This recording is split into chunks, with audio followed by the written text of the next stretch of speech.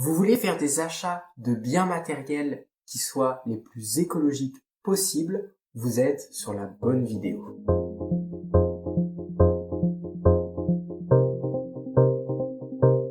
Salut, moi c'est Flo de la chaîne Gestion Nature. J'ai eu ma prise de conscience écologique il y a longtemps. J'ai donc beaucoup d'informations à te partager autour de l'écologie, du réchauffement climatique, etc. Et je te partage tout sur cette chaîne YouTube. Premièrement, je vous encourage vachement à acheter d'occasion. D'occasion parce que ça permet de redonner une deuxième vie à l'objet. Ensuite, ce que je vous conseille, c'est lorsqu'on achète un produit électrique, électronique, d'acheter un produit qui soit le moins consommateur en électricité possible. Donc, pour ça, il y a ce schéma qui est très simple. Et en achetant un produit qui soit le moins consommateur, vous ferez aussi des économies. Si vous voulez faire des achats sur Internet, je vous conseille d'acheter des produits qui viennent d'un endroit le plus proche possible de chez vous. Donc, tout ce qui est produit qui vient de l'autre bout du monde, je vous le conseille vraiment pas. Et aussi d'acheter sur des sites dans lesquels il y a le moins d'emballage possible autour du colis. Je vous mettrai dans la description quelques sites avec le moins d'emballage possible. Je ferai une vidéo précisément sur le thème des achats sur Internet et de l'écologie. Et il faut aussi ne surtout pas prendre des envois rapides sous 48 heures, 24 heures, parce qu'en fait, le livreur, il va venir exclusivement pour vous. Donc s'il vient exclusivement pour vous, ça lui fait beaucoup de trajets seulement pour votre colis. Donc il vaut mieux prendre des envois standards. Ils seront peut-être un peu plus longs, mais le trajet du livreur ne sera pas seulement pour vous, mais pour d'autres utilisateurs de la plateforme sur laquelle vous achetez vos produits, et ainsi vous polluerez moins. Ce qu'il faut faire aussi, c'est utiliser des sites de partage ou des applications de partage. Par exemple, entre voisins, on peut se partager une perceuse, une tondeuse, plein d'autres objets, et ainsi ne pas se suréquiper dans plein d'objets inutiles. Je vous mettrai en description les sites de partage que je vous conseille. Autre chose de très important, c'est lorsqu'on achète un objet, lorsqu'on achète quelque chose, de réfléchir pour que ce soit durable, pour que ce soit quelque chose qu'on va garder dans le temps. Se poser la question, mais à quoi ça va me servir? Est-ce que je vais le garder à long terme? Grâce à ces questions, vous saurez si oui ou non l'achat de cet objet est indispensable et surtout vous saurez lequel acheter pour le garder le plus longtemps possible. Maintenant, j'aimerais faire un point sur la surconsommation.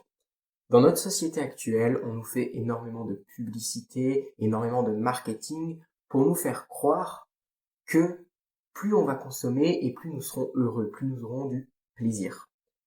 Ce qu'il faut bien comprendre, c'est que lorsqu'on achète un objet, par exemple qu'on change de voiture, qu'on change d'habit, qu'on a cette envie de changer, cette envie d'acheter du nouveau, lorsqu'on va recevoir ce nouvel objet, on va éprouver du plaisir. Notre cerveau, il va recevoir de la dopamine. Mais cette dopamine, ce plaisir, il va redescendre très très vite.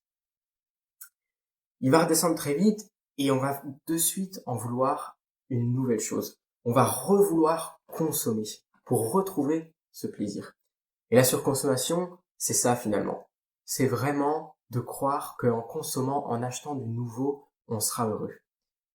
Mais cette surconsommation, elle nous mène pas du tout au bonheur, voire même elle nous mène au malheur. Donc je vous conseille vraiment d'éviter de surconsommer et plutôt d'acheter ce dont vous avez besoin. Ainsi vous ferez des économies, vous arrêterez de mettre votre plaisir dans des choses qui, pour moi, de mon avis, sont futiles et en plus, vous aurez un meilleur impact sur l'environnement. Autre chose d'important qu'on peut penser sans intérêt, c'est de respecter la consigne d'utilisation.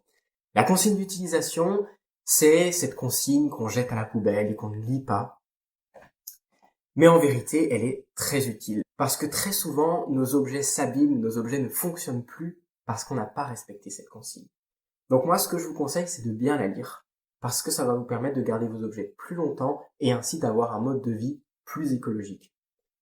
Un exemple simple, une bouilloire. Une bouilloire, on va avoir tendance à la remplir très peu pour seulement se faire une petite tasse de thé de temps en temps, par exemple. Mais en vérité, si on lit bien la consigne, on se rend compte qu'il y a un minimum à respecter. En fait, si on remplit pas assez sa bouilloire, on abîme le mécanisme qui permet de réchauffer l'eau. Alors que si on la remplit bien au minimum comme il faut le faire, et comme c'est écrit dans la consigne, notre bouilloire, elle va se conserver bien mieux dans le temps et elle va pas s'abîmer. Donc très important de suivre les consignes d'utilisation. Il faut aussi faire attention aux produits jetables et ne pas trop consommer de gobelets, d'assiettes, de couverts en plastique jetables et plutôt d'utiliser des objets que l'on garde dans le temps comme des assiettes en plastique mais qui se conservent et qu'on va pouvoir réutiliser plutôt que des bêtes assiettes en carton que l'on va jeter juste après son pique-nique. Si vous avez des questions sur le thème des biens matériels, de l'écologie, du réchauffement climatique, etc., n'hésitez pas à les poser en commentaire. N'oubliez pas de vous abonner et je vous dis à la prochaine pour la vidéo sur l'importance des gestes individuels.